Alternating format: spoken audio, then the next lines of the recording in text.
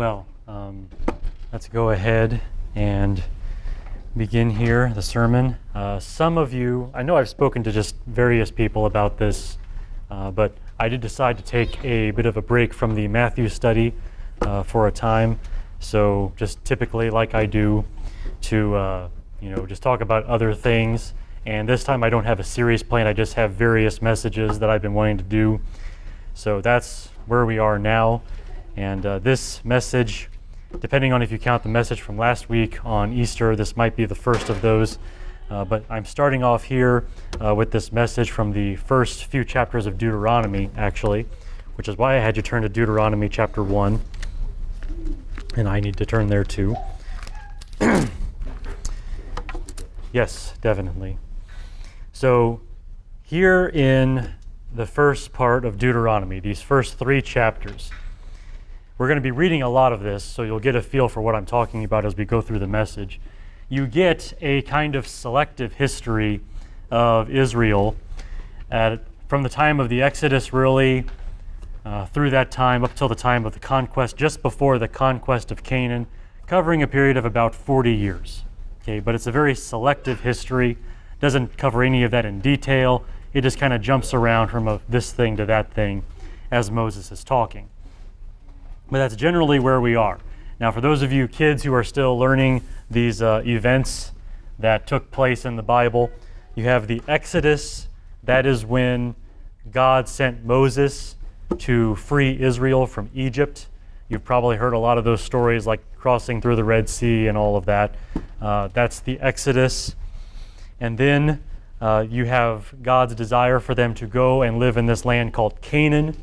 So you have this land called Canaan, and the people who live there are called the Canaanites, or sometimes called the Amorites. Those are the same people. So just those people there. And when Israel took that land from them and began to live there, we call that the conquest. So that's all these different events and people that we often talk about. And it's very important here for the first part of Deuteronomy because these few chapters are full of those things. And when Moses gives you this very selective history of those events, he's really kind of giving you a few things from the beginning of that 40 years and a few things toward the end of that 40 years, and not by any means giving you a complete history. He leaves a lot out in the middle by a long shot. I mean, there's just very little that he talks about in that time. So you come to this part, Moses just starts giving this history, and you get the feeling he has some purpose for why he's saying the things he's saying. Because again, it's very selective. I mean, he's just like jumped over huge amounts of things. I mean, 40 years. A lot happens in 40 years. But Moses just goes in and talks about this, and then this, and then this, and then this, and leaves out everything else. So you have this idea that there's maybe some purpose to what he's saying, and he's trying to drive home some point. And some time ago, as I was reading through these chapters, it occurred to me that I think I figured out what his deeper motivation is and what he's trying to do as he discusses these events from Israel's history over the past 40 years. And if I were to express that motivation as the main idea for a sermon, which is what I'm about to do, I would express it like this. And that is that God makes the effort to prove to us that we can trust Him as we obey Him. Emphasis on the word prove. Like God seeks to prove Himself and actually takes the effort to do so when He asks us to trust Him and obey Him. Now, the stereotype of God among jaded unbelievers is that He sits comfortably in heaven, barking out commands which are unreasonable because they require blind faith, right? This phrase that the world often uses, blind faith. You don't know what's going to happen. You're just kind of closing your eyes and stepping forward and hoping God will do something, but you have no way of knowing that He will. That's very much the way the world views things about God and their misperception of things. Now, the Bible and the experience of believers gives a very different impression of God. When you start to read what the Bible actually says and you start talking to Christians about things they've experienced, you realize that long before God gives you any command, He Himself has already been working with you diligently and patiently to prove to you that you can trust Him. He is actually making an argument to you to actually show you that your faith in Him is justified. It's not a blind faith. It is a reasoned faith. And I think we see that in the first few chapters of Deuteronomy. So that's what I'm talking about today. And I simply call this message the proven God, because God has proven himself to us in ways like we're going to see here in these first chapters of Deuteronomy. And I have 3 points I want to make, and a lot of these will make sense as we move through the reading that I have planned for us in Deuteronomy. But first, I want to talk about this first generation of Israel after the Exodus. And this first generation of Israel refused to do as God required because they refused to see the proof that God had given them. And then my second point follows the second generation of Israel after the Exodus, the children of those people that came out of Egypt. And here God proves himself again to the second generation of Israel in 6 ways that helps prepare them for obeying the command that their fathers disobeyed. So again, this effort to prove himself to this generation of Israel. And then finally, I want to make some points from this contrast between the 2 generations. And from this contrast between the first and second generations, I want to draw some points of application, just again to show that God proves himself to us to help us obey him. So God is actually making efforts here, and you're going to see that as we go through Deuteronomy in these first few chapters. Now, this is all that I have described and will describe. This is all a great condescension on the part of God. And condescension means basically a person kind of takes a lower position than they have to, or does things that are maybe beneath them, things that maybe they should not have to do. And God very much condescends to us in this kind of way that I'm talking about here. Now, to the unbeliever who arrogantly demands that God come down and prove himself, God often says no, and allows that unbeliever to perish forever in his own stubbornness. That is, by and large, God's dealings with the unbelievers who make demands of God that he prove himself to them. And yet sometimes God takes great pains to prove himself to us, and by that I mean especially his own people. He takes very great pains to prove himself to us, to teach us faith for obedience. And that mercy is most often reserved for God's own people, those who in some sense have already given themselves over to God and have already in some sense begun to trust him, and God seeks to build that trust further and does so by proving himself to them. And this again is what I have in mind for Moses' purposes in these first 3 chapters or so of Deuteronomy. So let's start with that first generation of Israel after the Exodus. The first generation of Israel refused to do as God required because they refused to see the proof that God had given them. So their moral failing is due to something much deeper, a deeper moral failing, in that they refused to see everything that God had shown them in an effort to prove himself to them. Now, God had this task for Israel to perform, which would have ended very well for them. They come out on top in this deal. So let's read this first passage I have in mind here, Deuteronomy chapter 1. We're going to start in verse 19 through verse 25. Okay, so this is Moses. He's kind of giving this big speech to Israel. He says, "Then we set out from Horeb and went through all that great and terrible wilderness that you saw on the way to the hill country of the Amorites, just as the Lord our God had commanded us. And we came to Kadesh Barnea. I said to you, you have come to the hill country of the Amorites, which the Lord our God is about to give to us. See, the Lord your God has placed the land before you. Go up and take possession, as the Lord, the God of your fathers, has spoken to you. Do not fear or be dismayed." Then all of you approached me and said, "Let us send men before us, that they may search out the land for us, and bring back to us word of the way by which we should go up, and the cities we shall enter." The thing pleased me, and I took 12 of your men, one from each tribe. They turned and went up into the hill country, and came to the valley of Eshcol, and spied it out. Then they took some of the fruit of the land in their hands, and brought it down to us. And they brought back to us a report and said, "It is a good land that the Lord our God is about to give to us." Now, so far, everything seems great. They're about to trade a terrible wilderness for a good land. They've been coming through this desert on the way from Egypt, and things there have been really hard, but they're about to enter this land where everything seems really good. They've spied it out. They've seen it with their own eyes. They've seen the kind of fruit that grows there, the stuff they're going to be able to eat. This is a good deal. I mean, things are, so far, looks pretty great, right? That, however, is where everything starts to go wrong, and that is they don't want to perform this task of going up and taking this land that God is going to give to them. You just keep reading through verse 28.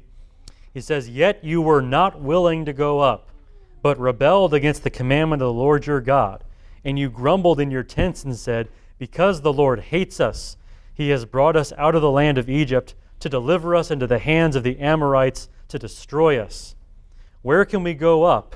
Our brethren have made our hearts melt, saying, the people are bigger and taller than we. The cities are large and fortified to heaven. And besides, we saw the sons of the Anakim there."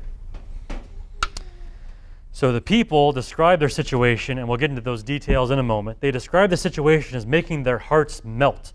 The courage is draining out of them before they even start this process of taking this land. I mean, they are afraid. They're starting off by doing exactly what Moses told them not to do. He said, do not fear, do not be dismayed, but their hearts are just melting, and the courage is draining out of them right here, right now. Now, the people give 3 reasons for their fear. And I want us to remember these 3 for the rest of the sermon, because God is going, and Moses also, in speaking about what God has done, is going to be interacting with these 3 things for the rest of these chapters. And I want you kids to especially remember these 3 things, because I'm going to ask you a little later to help remind all the grown-ups what I said. So I'm relying on you to remember these things and help me out later. There are 3 things they say, okay? 3 things that are making them afraid. One of them is they saw cities with big walls, right? Now, ancient people used to build these walls around their cities to protect themselves. They built those walls for a reason. They worked, very often anyway. Those big city walls were very intimidating to them because they did not think they could take those cities being walled as they were. Second thing, they saw people of the land who were bigger and taller than they were. So they kind of looked at the average size of the normal Israelite, and he's about this tall, he's about this strong. And they looked at these Amorites, these Canaanites, and said, well, they're a little taller, and they're a little bigger. Don't know if we could fight them. I mean, they're bigger and taller, right? You don't want to fight someone bigger than you. So that was intimidating. That made them afraid. And then in addition to that, and I think this is a separate third thing, they add that there were these, I'm going to use this word, giants living in this land. Now, the word they use is the Anakim, okay? We're going to talk more about them later, and we'll see that name again, the Anakim, the sons of Anak, or whatever. We'll see them a few times as we read these chapters, but right now just say this, they are giants. That is to say, they are bigger and taller than even a bigger and taller person is. Okay, they're even taller than a tall guy would be. Now, I say this because they've already objected that the people of the land are bigger and taller than they are, but then they say, besides this, we see the Anakim. So to them, it's a separate thing. They see bigger and taller Amorites, but then they also see, in addition to that, the Anakim. And we're going to see these guys get pretty big, these sons of Anak, these Anakim. And we'll see more about them later. But those are the 3 reasons that they give for why their hearts are melting with fear, why they're afraid. So cities with walls, soldiers who are bigger and taller than they are, and then also these giants called the Anakim. So those are the 3 things that they see that make them so afraid. Now that fear by itself is not a problem. The fact that Israel is afraid, that in itself isn't really the problem. The problem is that they allowed their fear to make them rebel against God and accuse God of wrongdoing, which is exactly what they do in this passage. Just to read it again, the things they say here. Yet you were not willing to go up, but rebelled against the command of the Lord your God, and you grumbled in your tents and said, because the Lord hates us, he has brought us out of the land of Egypt to deliver us into the hand of the Amorites to destroy us. So God hates us. That's why he brought us out here, and he plans to kill us all. That's what their fear drove them to say and do. Now, fear by itself is just an emotion. Fear can come into you before you're even ready for it. It just kind of flies in and out of you like any of your other emotions. It's just this fleeting thing. Rebellion, on the other hand, is a choice. You actually decide to rebel. No one just accidentally rebels against God or against anyone. You actually rebel when you decide to. And when you accuse God of wrongdoing, you do that because you decided to. Fear is not the problem. Fear can come in and out of you. Fear can be answered. But when you sit there and decide to accuse God and rebel against Him, you have made a choice, and you have made a wrong choice. And that is the actual problem with Israel at this time. They have allowed their fear to drive them to rebellion and accusation against God. Now, Moses has a response for this. Maybe he saw this coming. Moses has some pretty good arguments of his own to encourage them against their fear.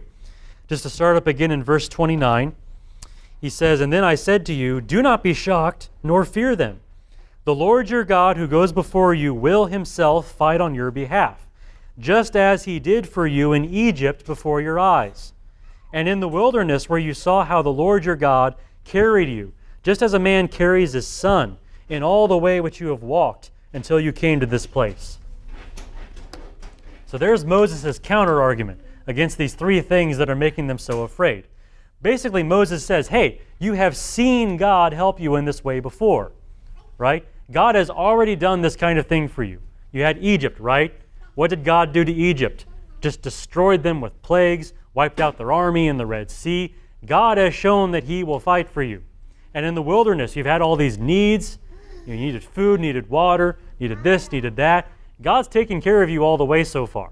Moses has these arguments to show them that God has helped them against everything from starvation to war itself. There are even some battles in that time going through the wilderness. Those are good reasons to think that God is going to continue to help them when they go up to fight the Amorites who are living in Canaan. Every good reason to think that God will help them. But of course, the people persist in their fear and their rebellion and their accusations, and they refuse to do what God told them to do. Start again in verse 32. Read through verse 35. It says, "But for all this you did not trust the Lord your God, who goes before you on your way, to seek out a place for you to encamp, in fire by night and cloud by day, to show you the way you should go. And the Lord heard the sound of your words, and He was angry. And He took an oath, saying, not one of these men, this evil generation, shall see the good land which I swore to give to your fathers." And that's how that ended.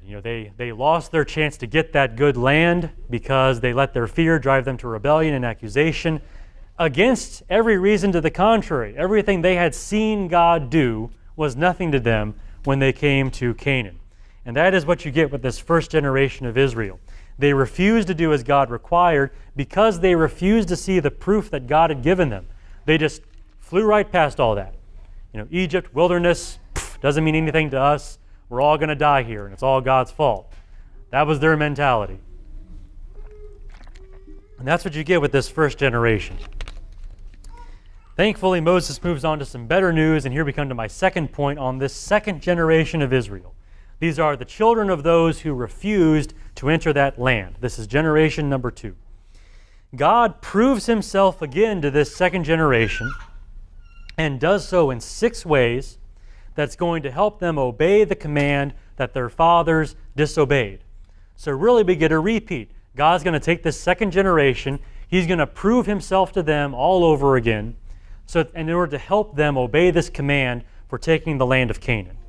Now let me tell you what to expect as I go through this. Okay? This is God's rebuttal to the first generation. It's also Moses' answer to that first generation. Those 3 things that I gave you, those 3 arguments that the first generation made, showing why they were afraid. I asked you kids to help me remember them, to help everyone else here remember them.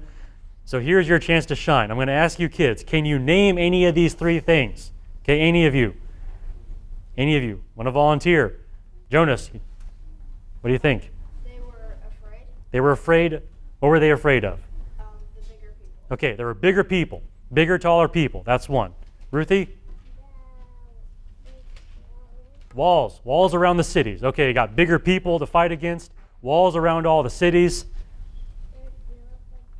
Giants. Okay, the Anakim, these giants. Very good. Those are the 3 reasons they gave why they were afraid. Thank you, kids. Very good. You did exactly what I wanted you to do, so my sermon notes can continue as planned. Very good. So they're afraid of these cities with walls.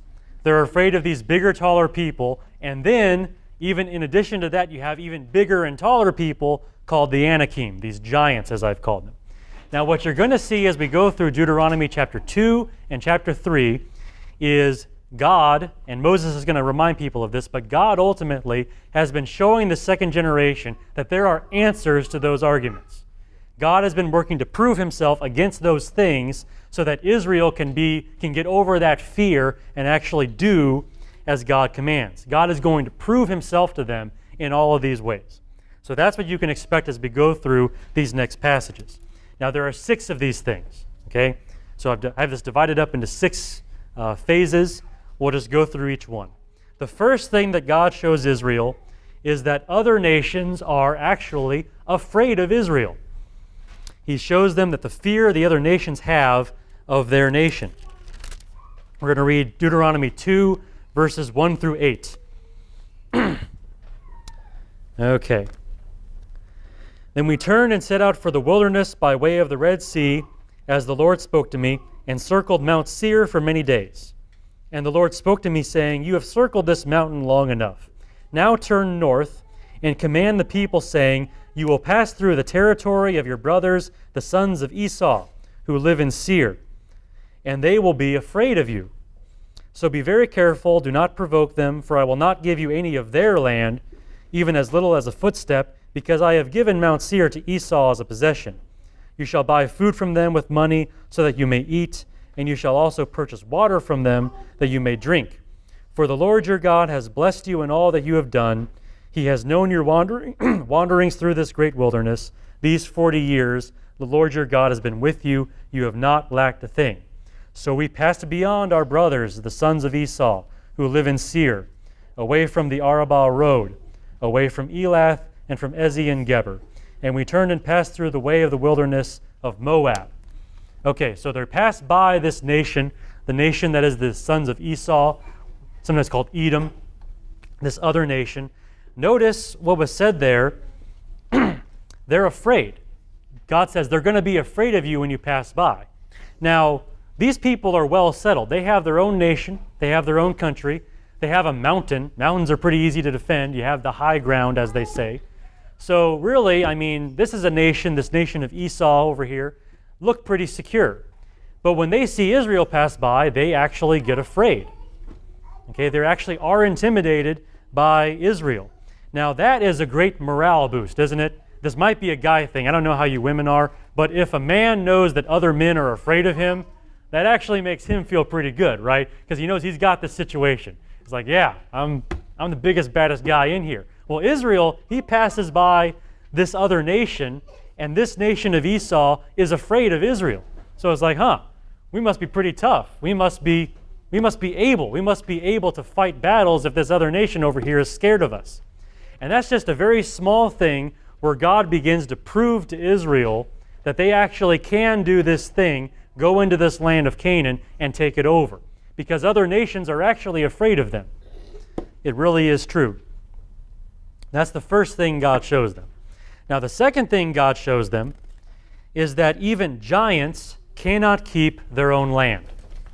These Anakim I mentioned, as big and as terrible as they seem, are not able to protect their own countries, wherever they live. Now, we're about to meet another nation. This is the nation of Moab. Okay? Moab is descended from a man named Lot. You also see him in the Bible earlier on. He's a relative of Abraham. Well, Lot gets to have his own nation, this nation called Moab, and Israel is about to pass by this country.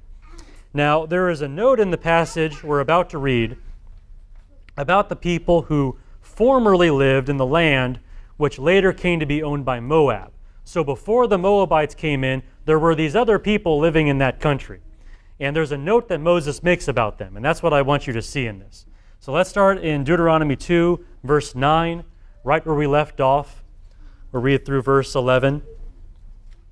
Then the Lord said to me, Do not harass Moab, nor provoke them to war, for I will not give you any of their land as a possession, because I have given Ar to the sons of Lot as a possession. The Amim lived there formerly, a people as great and numerous and as tall as the Anakim. Like the Anakim, they are regarded as Rephaim, but the Moabites called them Emim. Okay, so you have these terminology things, or like they call them this name, other people call them this name, but they're all these really big people, a people as great and as tall and as numerous as the Anakim. They used to live in this country where Moab lives. They used to. They formerly lived in that land. What happened to them? What happened to this great, tall, numerous people that everyone's so afraid of? What happened to these Anakim? Well, they're gone. What do you mean they're gone? They're giants, right? Couldn't they defend their own land? Well, apparently not. Apparently they could not, because they used to be there, now they're gone, and now these Moabites are living there. Now that's a very important argument that God makes to Israel when he passes them through this nation of Moab and shows them, hey, giants used to live here, but they don't live there anymore. What does that mean? It means that giants can't protect their own land. Even if giants are in a country, it doesn't mean they're going to be there forever. It doesn't mean they can't be overcome. It doesn't mean they can't be scared off. Now that's very important because Israel has to go up into the land of Canaan where these Anakim giants are, and Israel has to fight them and deal with them. But God shows them, even if there are giants in a country, that doesn't mean they can necessarily keep that country. It doesn't necessarily mean they can defend that country. Giants can be driven out. Giants can be beaten. And that's the second thing God shows them to prove to them that they can do this thing that God has required. There's a third thing that God shows Israel, and that is even pagans can conquer a land. And by pagans, I mean people who don't worship the true God. Okay, people who do not serve the one true God that Israel serves here and now. Even those people can conquer countries. Now, Moses jumps backward a little bit to Esau, but this is how he wrote things. This is the order in which he wrote things, so I'm just going to follow his order here. Read verse 12, chapter 2. He says, "The Horites formerly lived in Seir, but the sons of Esau dispossessed them and destroyed them from before them and settled in their place, just as Israel did to the land of their possession, which the Lord gave to them." Okay, so you have these, this nation, of Canaanites or Amorites there, and Israel is supposed to go in and drive them out. And the question is, has anyone ever done this before? I mean, we're supposed to go into this other country, drive them out, wipe them out. We're sort of the instrument of God's vengeance against them for their sins. We're supposed to wipe them out and take over their country and live in it ourselves. Has anyone ever done that? I mean, you can almost hear Israel making this argument. Has anyone ever done this before? Is this some new crazy thing that no one's even conceived of doing? And it might make them a little nervous, and it probably did make them nervous. Well, to answer that objection, God shows them that Esau's people did that. There were these Horites living in this country around Mount Seir, and then Esau came in, wiped them out, took over their country, and made it their own. It's happened before. When God has Israel go up to Canaan and say, take over this country, he's not asking them to do anything new. This has all happened before. Other nations have done this. In fact, even pagans can do this. God said he gave Esau this country, right? But the people of Esau, they don't serve God. I mean, they almost have no interest in the one true God. Yet God was willing to give them this land. How much more Israel that's actually serving the true God? God actually dwells among them, as God puts it. I mean, surely if these pagans can take over a country and live there, surely Israel can do this for Canaan. That's a third argument God makes to prove that this can be done. They can trust him in this. Fourth argument. The fourth thing that God shows Israel is very similar to the third, but it adds a detail. That even pagans can conquer a land filled with giants. We're coming back around to these giants again. Something a little bit different here. One of these arguments, of course, that Israel had made was, hey, in Canaan, there are these Anakim, these giants here. And you can't hope to beat those guys. They're really big and tall. They're great, they're tall, they're numerous. I mean, we're like grasshoppers in their sight, I think is what they say in one place. I mean, they're really big people. And they're afraid of them. Okay, but here's the thing. Pagan nations have beaten these giants. Nations that don't please God in a sense. I mean, they're not in any way walking worthy of the Lord. These pagan nations, Even they have managed to beat these giants. Okay? They've done it. And we're going to move on to this next nation here. They're going to encounter another nation, the nation of Ammon. And Ammon has done this. Ammon has beaten giants. Go to chapter 2, verse 18. We'll read through verse 22. It says, "Today you shall cross over Ar, the border of Moab, and when you come opposite the sons of Ammon, do not harass them, nor provoke them, for I will not give you any of the land of the sons of Ammon as a possession, because I have given it to the sons of Lot as a possession." Okay, they have their land now, okay? How do they get that land? "It is also regarded as a land of the Rephaim, for Rephaim formerly lived in it, but the Ammonites called them Zamzummim, a people as great and numerous and tall as the Anakim. But the Lord destroyed them before them, and they dispossessed them and settled them in their place." These people come up with a lot of different names for these giants that they see. I don't know if you've noticed that. You've got the Anakim, the Rephaim, the Zamzummim, and the Yamim, and all these things. But they're really big people. They're great. They're tall. They're numerous. They're giants. That's why I call them giants. They're big people. And you're afraid of them? Well, the Ammonites were not afraid. They went into their country, killed them all off, and took their country from giants. They did this from a people who were great and tall and numerous, like the Anakim. So now Israel has seen this nation of Ammon, that has actually done what God has asked them to do. And this nation of Ammon did it without even really serving God. They're just these pagans worshiping their false gods, and yet God gave them victory over these giants and gave them their land. How much more will God do that to the nation that God himself has chosen, where God himself dwells? God is going to help these Israelites kill off these Anakim giants and take their land. They have every reason to think that now. They've seen this. That's the fourth thing God shows them. The fifth thing, number 5 here, that God shows them, is that they can conquer a land of walled cities. Remember one of their other arguments? The first generation complained about these giant cities with these big walls. They said, "Oh, we can't take those cities. They have these big walls around them. We can't do anything about that." Well, God is going to show Israel that they are able to conquer walled cities. And they are actually going to do it. The Israelites are. We've seen what these other nations have done, but now we're going to see what Israel can do. God's given them a lot of pep talk, okay? He has shown them things that they need to see to strengthen them and give them courage. Well, now they're going to test that courage. Here we go. Chapter 2 again, verse 32.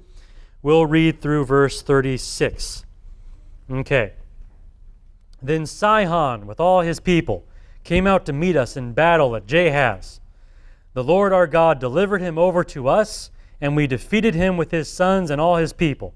So we captured all of his cities at that time, and utterly destroyed the men, women, and children of every city. We left no survivor. Wiped them all out. We took only the animals as our plunder, and the spoil of the cities which we had captured. From Aroer, which is on the edge of the valley of Arnon, and from the city which is in the valley, even to Gilead, there was no city that was too high for us. The Lord our God delivered over to us all of them." Okay? No city too high for us. Does this city have a high wall? Yes, it does. Can we take it? Well, we just did. This city has a higher wall. We took that one too. The city had an even bigger wall. We took that one too. There was no wall too high for us. No city too high. They did it. God showed them by actually showing them they could do it. He took them into this country and gave over all these walled cities. They didn't even have to fight any giants yet. They just took over the walled cities. They said, "Okay, yeah, we can make war. We can beat walled cities. Okay, we can do this. We're starting to do this now." And that leads into the sixth and final thing that God shows Israel before he takes them back around to Canaan for the real test. God shows Israel that they can conquer a land ruled by a giant. Okay? Now, Israel has learned to conquer the walled cities. Okay, so that's not a problem anymore. They've dealt with that. But what about these big, tall people? And what about these even bigger and taller people, these Anakim, these giants? What about them? What about the people being so big? We got to fight them at some point. Even if you break down the city walls, it's still full of people. And if the people are really big, that's going to be a problem, right? So what about them? Well, God is going to start smaller. He's not going to send Israel against a whole army of giants. That'd be too much. But he is going to send them against a nation that's ruled by one giant. And that's where we come to this next passage. Chapter 3, verse 1. I'm going to read a sizable portion here, but I want you to see everything, especially the last details here. So Deuteronomy 3, verse 1, I'm going to read all the way through 11. Okay? Then we turned and went up the road to Bashan. And Og, king of Bashan, remember this guy, Og, king of Bashan, with all his people came out to meet us in battle at Edrei. But the Lord said to me, do not fear him, for I have delivered him and all his people and all his land into your hand. And you shall do to him just as you did to Sihon, king of the Amorites, who lived at Heshbon. So the Lord our God delivered Og also, king of Bashan, with all of his people into our hand.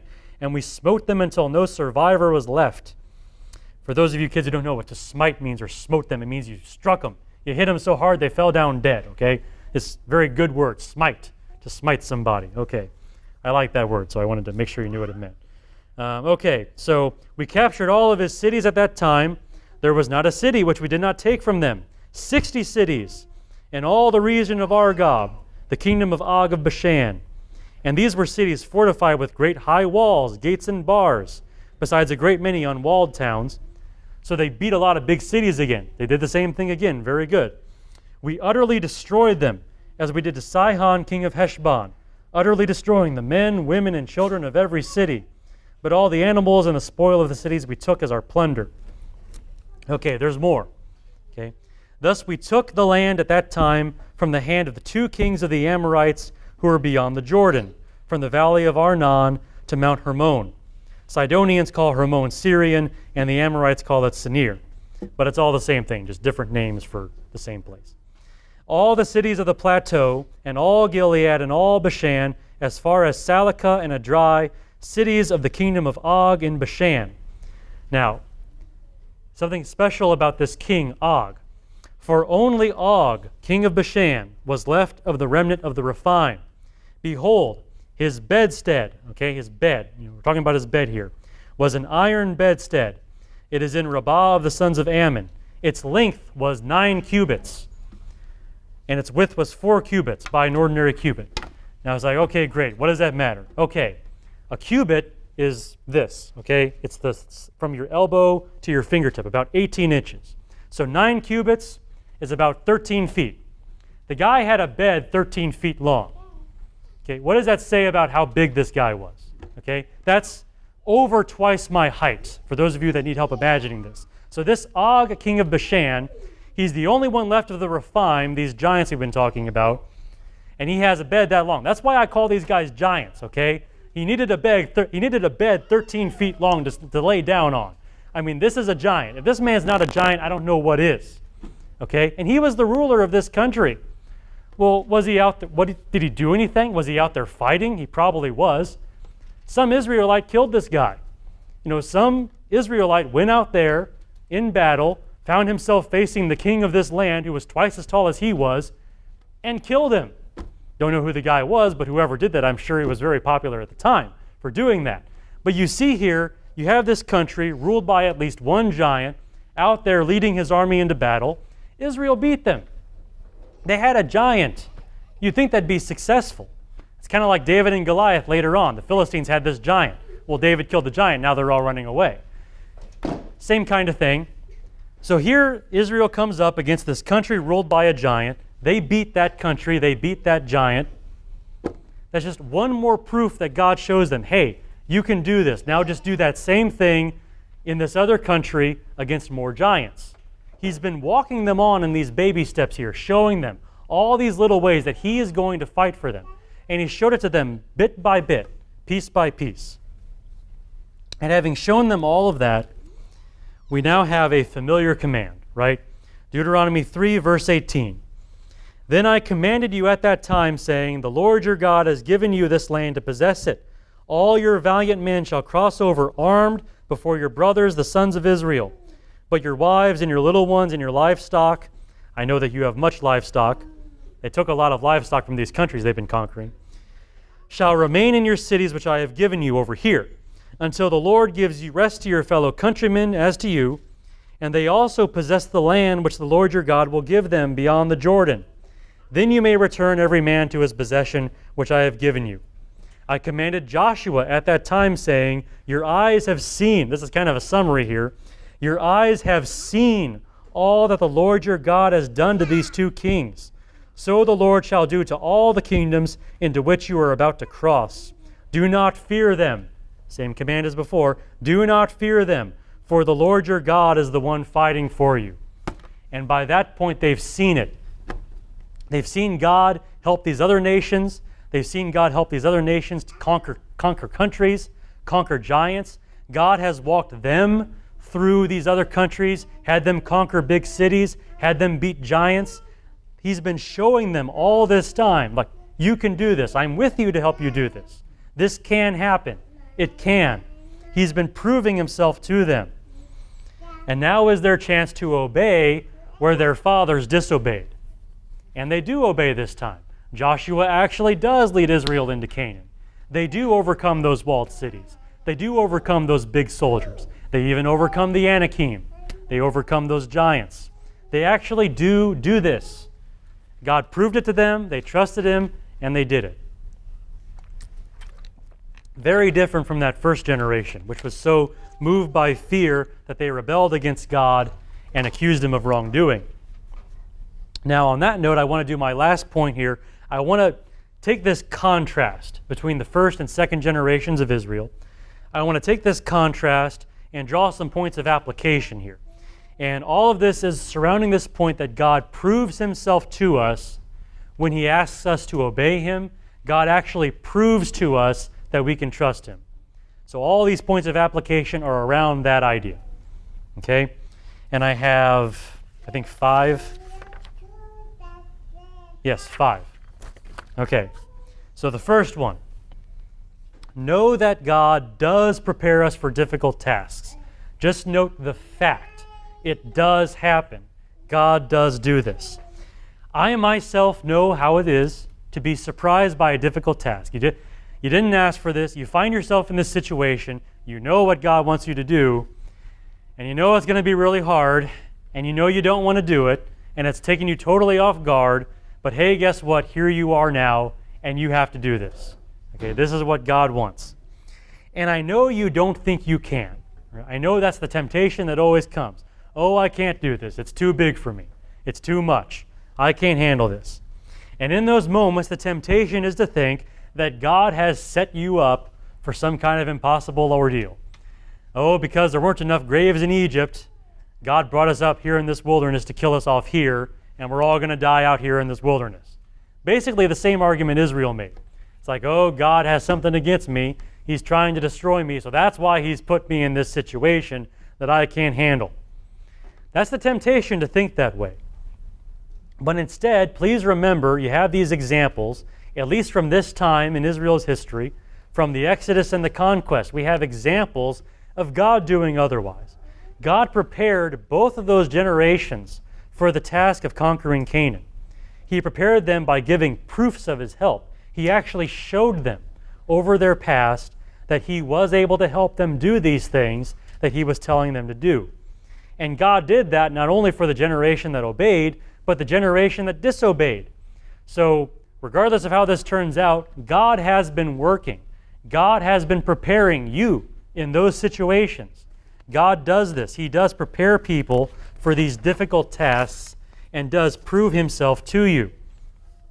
Rest assured that you serve a God who only requires some task of you after he has spent much of his own energy on preparing you for that task and proving himself to you. That is how God works. Just remember that in those moments when you find yourself with these impossible tasks. God actually does prepare people and does prove himself to you that you can trust him. But that kind of gives rise to my second application, and it's sort of the opposite point, and that is that your refusal to obey therefore becomes your own fault. Right? So there's a blessing here, but there's also this corresponding problem here that when you disobey, it's actually all on you. We think about that first generation of Israel, we kind of deride them because after plainly seeing the power of God to destroy Egypt, plainly seeing the power of God to provide for them in that wilderness, plainly seeing all of those things, they thought that God would be powerless against walls and people just because they were really tall. I mean, they were so blinded by fear, they couldn't even see logic. They couldn't see that God had already done stuff much more impressive than this. I mean, Egypt was in cinders behind them. I mean, Egypt was destroyed. I mean, there was nothing God couldn't do. And yet here they are saying, oh, this is impossible. We can't do this. And we're right to mock that first generation because it really was their fault for not owning all of God's efforts to prove himself to them. It was all right there. All the evidence they needed was right there in their own minds. And they were still seeing the consequences of it all. I mean, that is a nation worthy of being derided for all time for their foolishness. They deserve it. So what's your problem? Okay, in these same kind of situations, you find yourself in these situations, oh, I can't do this job that God has for me. I can't do this thing that God has laid before my feet.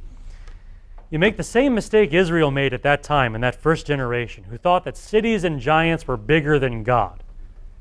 You make the same exact mistake, which means it's your fault, just like them. It was Israel's mistake that they failed to take the land at that time, and it's your fault when you fail to do this thing that God has given you to do, when God has already proven himself to you.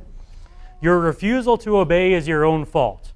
Remember what I said, fear, that's something that can be dealt with. But when you refuse to obey, when you rebel, that's on you. And when you do those things, you do it contrary to what God has shown you about himself. It is all on you, and you will own the shame of your rebellion. Okay, so that's kind of heavy-handed. So how do you deal with that? How do you avoid that? Well, third application, when you face a difficulty, okay, examine your memories for what God has already done to prove himself to you. Your memories, the things locked away in here. I say this because that's exactly what Moses does in these first few chapters of Deuteronomy. He takes Israel on this kind of walk down memory lane over the past 40 years, some things from the beginning, some things from the end. I mean, it's all kind of scattered throughout there. He takes them down this journey through their memories and shows them, hey, God showed you this. God showed you this. God did this for you. God also did this for you. He shows them all of this stuff. He reminds them. And through that, he prepares this second generation to trust him as they go into the land of Canaan. It's very effective. I mean, it actually worked that time. Okay? So here's my exhortation to you. Examine your memories. Sit there for a moment when you face these situations you don't like and you know what God requires of you, but you don't know if you can do it. Just sit there for a moment and try to jog your own memory and ask yourself, has God ever, done this kind of thing before? Has he done this for some other person that I know or someone that I've read about? In my own life, maybe. Has there ever been a situation kind of like this that I thought was impossible and God helped me there? Just sit there for a moment and think, okay? So fear has come in to unnerve you. Well, fight that emotion with thought, okay? Fight it with logic. Sit there and think. Think about things you know about God, things God has already done, whether for you, for other people you've known. Just sit there and try to jog your memory. Because I guarantee you, God has given you some evidence to trust him in that case. But it's on you to remember it, and it's on you to use that memory as you move forward. Just look to your memories here for what God has done already. Now, the fourth application, I keep swinging back and forth between these encouraging words and these, kind of darker things that just came to my mind as I was writing this sermon. But the fourth thing, beware lest you be shamed by the obedience of others. This is kind of an unusual thing. I'm appealing to your sense of self-respect, if you want to put it that way. This first generation of Israel, right, the first generation, they look pretty bad. They look even worse when you compare them to the second generation, right? I mean, the first generation, given this command, they disobey. The second generation, given the same command, they obey. Well, now that first generation looks really bad. I mean, the children completely upstaged their parents. That's how it looks. The children did something better than the parents did. I mean, it just looks really bad for that first generation, right? It's just a shameful thing. Well, be certain of this. That repeats itself throughout history. For every one of you who refuses to do what God wants, there's someone else who's going to jump in there and obey God and do it. You know, God isn't lacking in people to do His will. If you won't do it, He'll find somebody else. And when that happens, everyone's going to remember you as the person who just didn't do it, who just said, oh, I can't do that. I mean, that's what's going to happen. You're going to be like that first generation. Now, that's definitely an argument from shame and a sense of shame that we have. The thing is, I think that kind of argument is valid. Do you remember, this kind of jumping over to another part of the Bible here and another situation, 2 Corinthians chapter 9.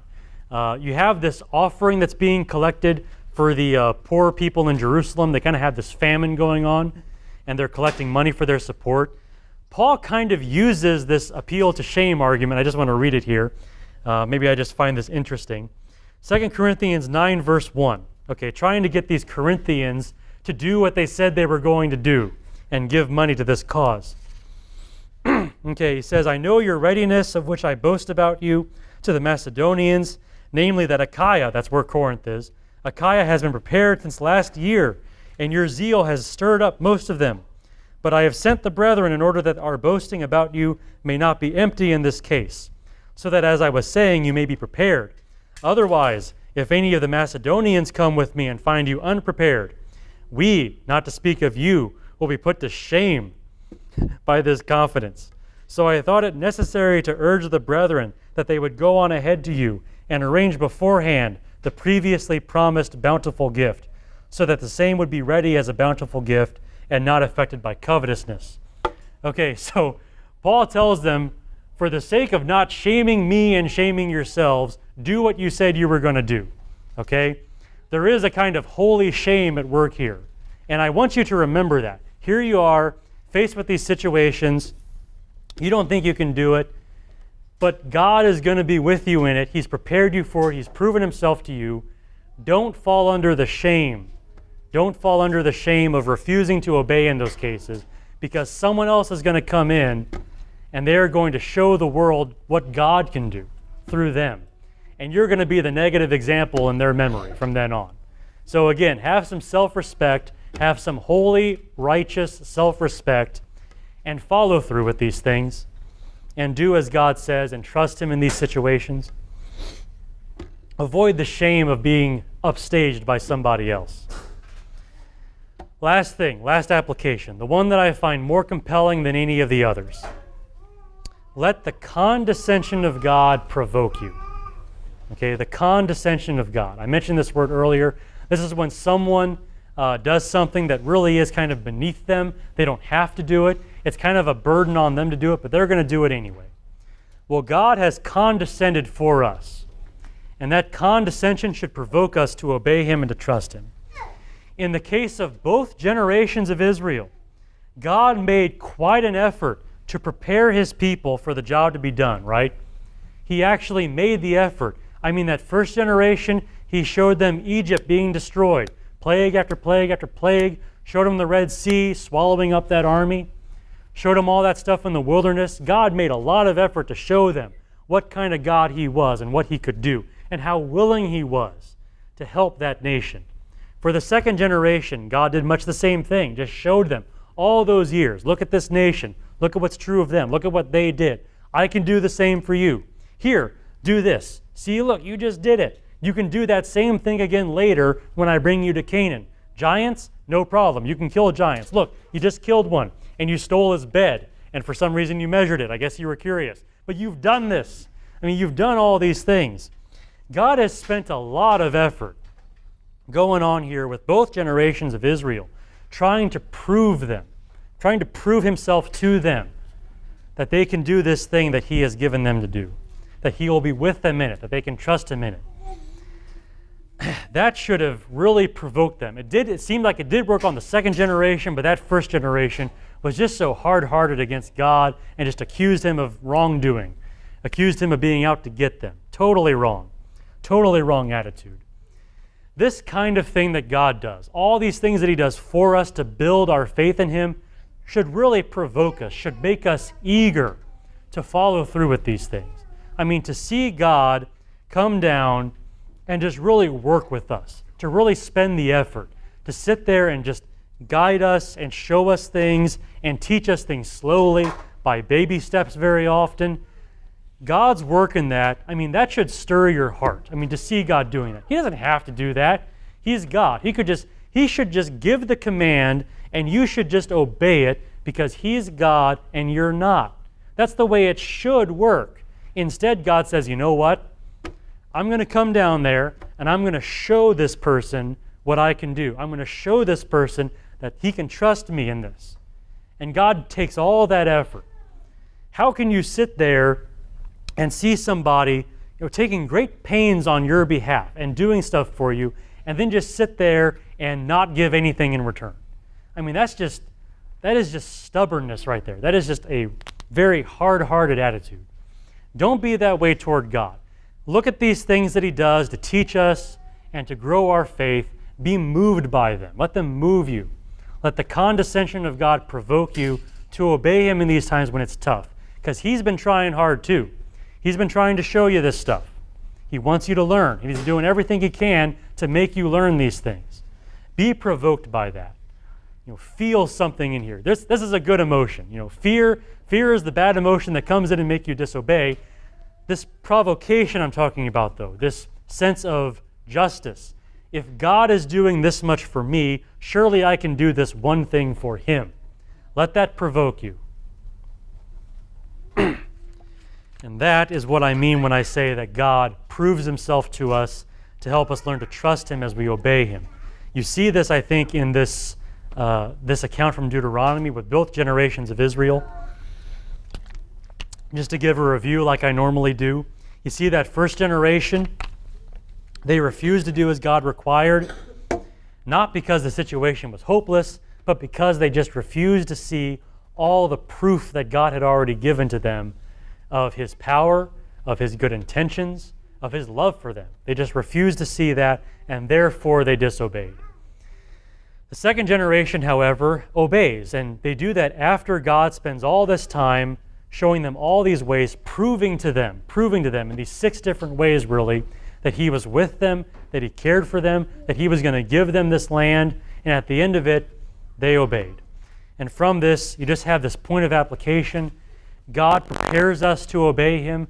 God prepares us to trust him. God proves himself to us so that we can trust him and so that we can obey him. All of this comes out in these first few chapters of Deuteronomy.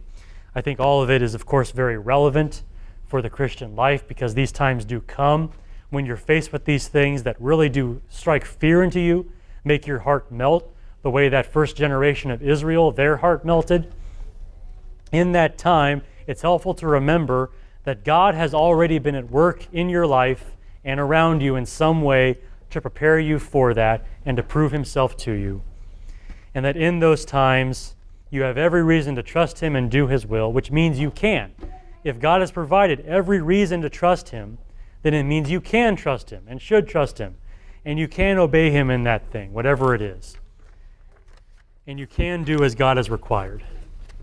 And he has already made the efforts to show you that.